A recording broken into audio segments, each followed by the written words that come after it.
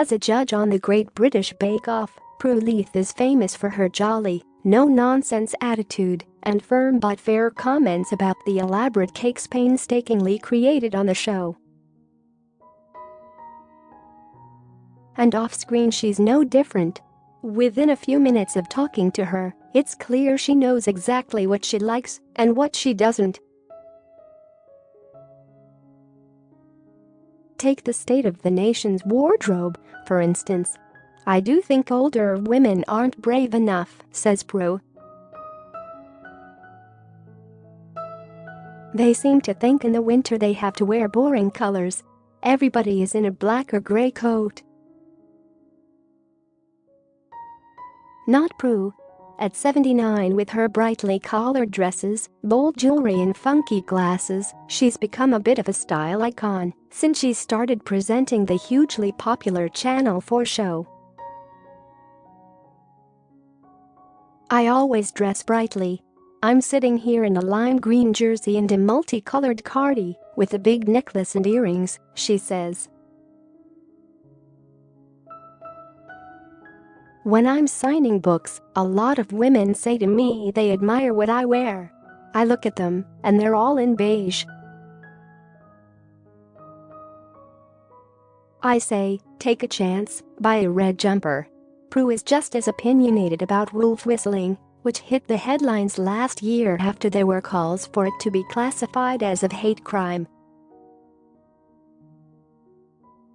"I'm of the generation that would not have complained about being whistled at," she says briskly. "My generation didn't take offense easily. If a workman on a building site whistled at you, you just thought it was funny.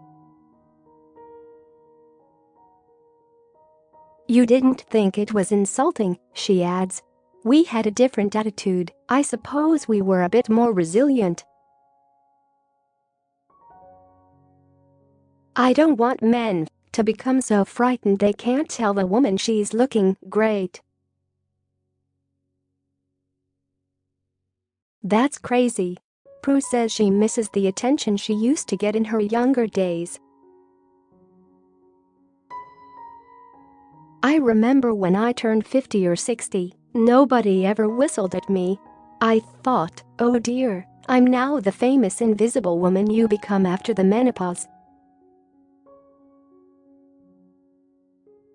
Although she says she has never experienced any serious harassment in her career, which she puts down to being quite large and quite bossy, she is clearly horrified by the serious allegations in recent months that came to light as part of the Me Too movement. "Some of the things that have come out are horrific. That women had to put up with it is awful," she says. "They had to, as otherwise they wouldn't get the job or would get sacked. And it's not just harassment, it's also the bullying and using power to coerce people." Prue believes shining a light on this sort of behavior isn't the only change for the better for women. She is hopeful the ageism that has ended the careers of many older women on TV may also be coming to an end. "It's always been possible to stay on TV longer if you're a man, but now it's better," says Prue. "There's Joan Bakewell, 85, doing the Artist of the Year, and Sandi Toksvig isn't as old as me, but she's 60, and she's never off telly." She hopes TV executives have finally learned the value of the grey pound. "I think what's finally happening is that producers have realized the public are getting older.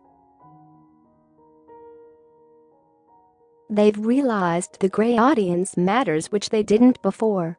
We're an aging population and there are many more people of retirement age than there used to be as we're living longer," she says.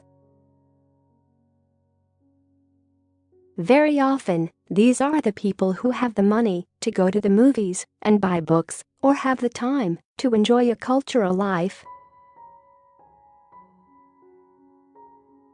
Alongside her presenting career, Prue has written numerous cookbooks as well as a series of successful novels. Her latest, The Lost Son, is the third in a trilogy that charts the story of a family in Italy from the Second World War onwards. Her co-judge on Bake Off, Paul Hollywood, famously teased Prue about the racy content in her novels. And Prue herself has spoken openly about finding love again in her 70s with husband John Playfair, 7 years younger than her, who she married at 76 in 2016. But it seems the joke is wearing a bit thin when I asked her about it. Of course there are love scenes, but I can see where you're going with this, she says sternly. I love Paul dearly, but the thing about me writing porn is rubbish. After an awkward few moments, we turn to the safer topic of Bake Off. It seems Paul is a joker on set. Sometimes he's quite wicked, says Prue. I remember being nervous at the start, and just as we were about to go on, I had to talk to one of the bakers. We had 12, and I was trying to learn their names. I was going, well, that's James, and that's Peter. Then I said to Paul, just before we went on, that is Peter, isn't it? And he said, no, that's James. Of course I go on and say, hello James, and there were roars of laughter as it was Peter. Typical of Paul, he's a prankster. When she took over the presenting role from Mary Berry in 2017 after the show left the BBC, both Mary and the program were much loved by fans. So was Prue nervous? No, I wasn't, because I didn't realize what a national treasure it was, she says. I hadn't watched it very much, and I hadn't been aware it was quite so beloved. And I knew all I was doing was having to taste stuff and say what I thought. It's not exactly taxing. The show has gone from strength to strength at Channel 4 with Prue, Paul and their co-presenters Sandi Toksvig and Noel Fielding. It was only after we managed to not ruin it, I became so aware of what a risk it was, she adds. The Lost Son by Prue Leith, £20, Quercus, is available now. Read more showbiz and TV editors' picks.